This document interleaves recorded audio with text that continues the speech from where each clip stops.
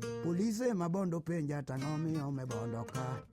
Police mabondo penja tangomi ome bondoka. Mayanda duoko jogo jaera selo lala na menyo kagidu. Sela mama auma sela nyaber. Sela mama jaera selo tieka jaber.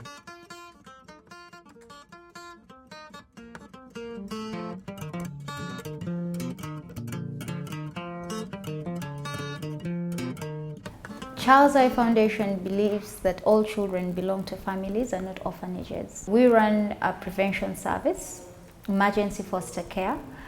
We trace for families for abandoned children.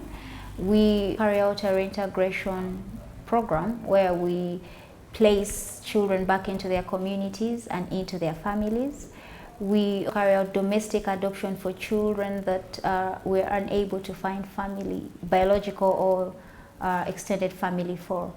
And also Child's Eye Foundation has a social work training center that is situated in Kampala. Child's Eye Foundation started in 2010 with a 25-bed facility. It's estimated that 80% of children living in institutions have family out there. So Child's Eye Foundation wanted to prove that children can actually be placed back into their families and grow up and be nurtured in their family. I, along with my team, were tasked to place these children back into families within the first 6 months to avoid any long-term damage residential care would cause in the long run. Ambition being launching an emergency foster care. We went through several challenges, but the biggest challenge of all was finding foster families or foster parents that were willing and ready to have these children.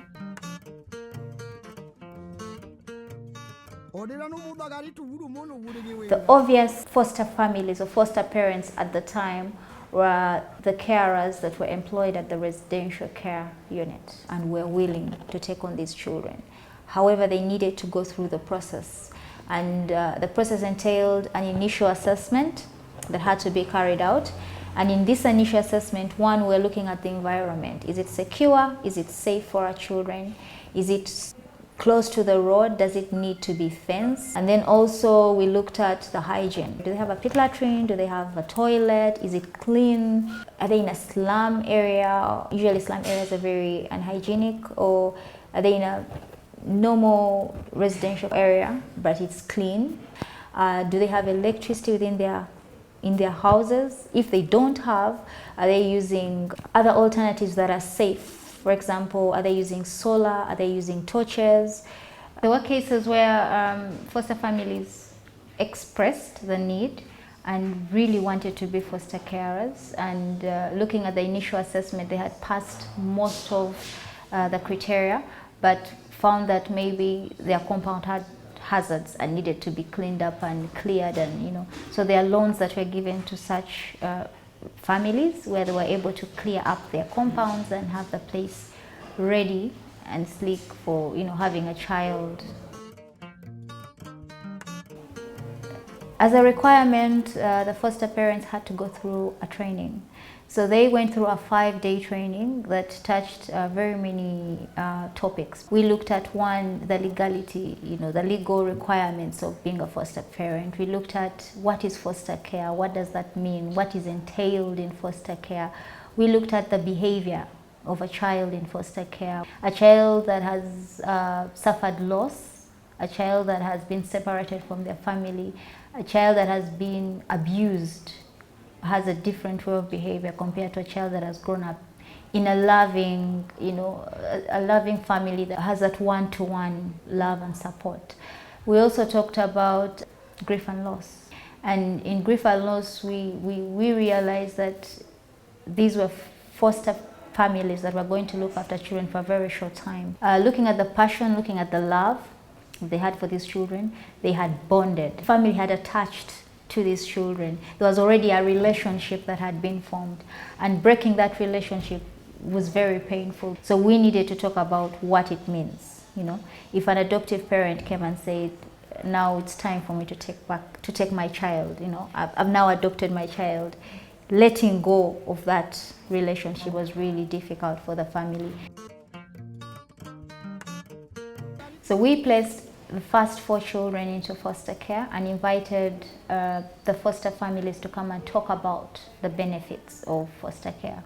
The benefits they talked about were the fact that they had enough time to spend with their families at home, the fact that the children that had been placed with them had actually developed much faster, had developed in their milestones much faster than the children that were at the residential care unit.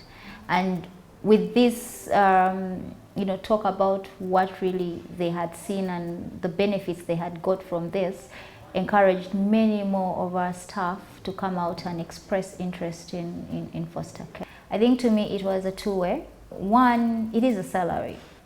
You have your own family that you're able to look after, and you need the money to be able to look after that family. But also it is about the passion. And to me, I think they had the passion to have another child that does not belong to them, that is not related to them by blood in their own family, and being able to love them and look after them as their own. Initially, foster families had social workers only. They had one social worker attached to each family. But then as we continued working with the foster families, we realized that having a social worker focused on the child and also focused on the family wasn't really working out so well. The families were not able to easily open up because they thought, well, the main goal for the social worker was the child. So we brought in the family support workers to be able to support the family. Also, the other role of the family support worker was they're looking at family planning, sanitation, nutrition. Mtoto wa Barchando. Yakubuya, mana Juma lot kibun. Achugi odiro kyo mubanda jo odiro kyo gimangare.